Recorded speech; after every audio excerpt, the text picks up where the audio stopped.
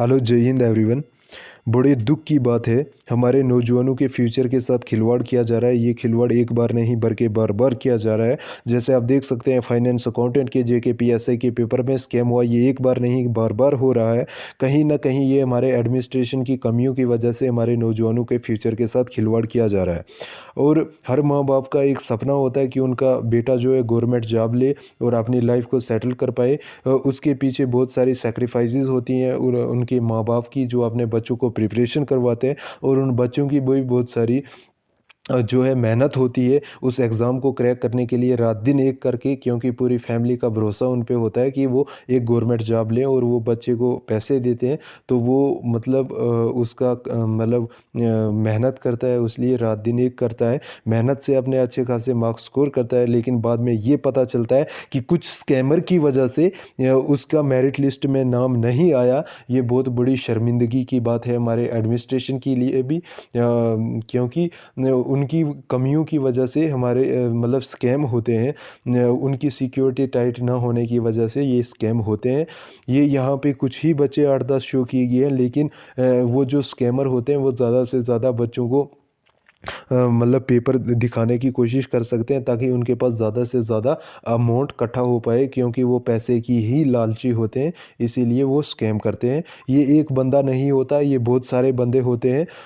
जैसे आपने कहावत सुनी होगी कि एक तालाब में मछली गंदी होने की वजह से पूरा तालाब गंदा हो जाता है। ओके, तो वैसा ही कुछ ये कुछ बंदे हैं, ये लानत है, ये बहुत बड़ी बेइज्जती की बात है हमारे बोर्ड के लिए भी। हमारा बोर्ड ऐसा नहीं है, लेकिन कुछ घटिया बंदों की वजह से उसको हमारे बोर्ड को जो है बदनाम होना पड़ता है। ओके, हमारी अनुशासन एडमिनिस्ट्रेशन से यही दरख्वास्त रहेगी कि उन स्कैमर को जल्द से जल्द पकड़ा जाए, और उनके साथ सख्त से सख्त कार्रवाई की जानी चाहिए उनके ऊपर, ताकि अगला स्कैमर जो हो गया उसके रोंगटे खड़े होने चाहिए दोबारा स्कैम करने के लिए। ओके, रही बात, कुछ बच्चे चाहते हैं कि री एग्ज़ाम होना चाहिए, कुछ बच्चे चाहते हैं री एग्ज़ाम नहीं होना चाहिए।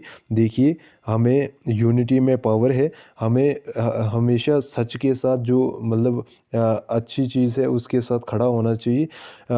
ये वो बच्चे हैं जो चाहते हैं री एग्ज़ाम हो, जिनका मतलब उतने मार्क्स नहीं हैं कि सिलेक्शन हो पाए, वो चाहते हैं नेक्स्ट अपॉर्चुनिटी मिल जाएगी तो हम अच्छा स्कोर कर पाएंगे।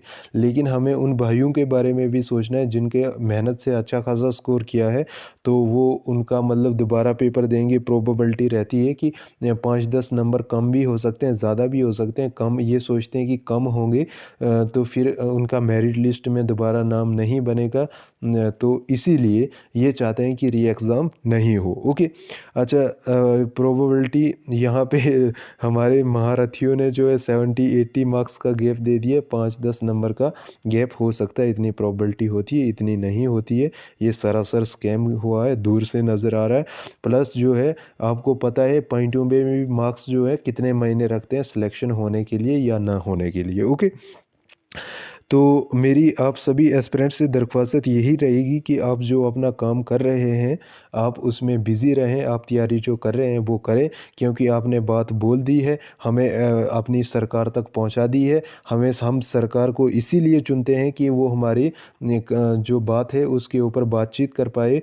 तो हमें इस बात के बारे में अब सोचने की कोई भी ज़रूरत नहीं है। अब देखते हैं हमारा जो एडमिनिस्ट्रेशन है इसके ऊपर क्या डिसीजन लेता है, उसके बाद ही हमें कुछ सोचना चाहिए, या तब तक हमें नहीं सोचना चाहिए। क्या पता स्कैमर को पकड़ा जाए, स्कैमर्स जो हैं वो पकड़ा जाए और उनके ऊपर कार्रवाई की जाए, इन बच्चों को साइड किया जाए, और हमारे जो अच्छा स्कोर किया है, जिन बच्चों ने अपनी मेहनत से उनको अपॉर्चुनिटी मिल पाए, वो सिलेक्शन ले पाए।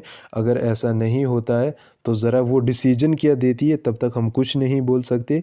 आप मस्त होके अब अपनी तैयारी कीजिएगा, और जब सपोर्ट की ज़रूरत होगी तब सपोर्ट कीजिएगा, क्योंकि ये स्कैम बार बार हो रहे हैं। ये बहुत गलत बात है।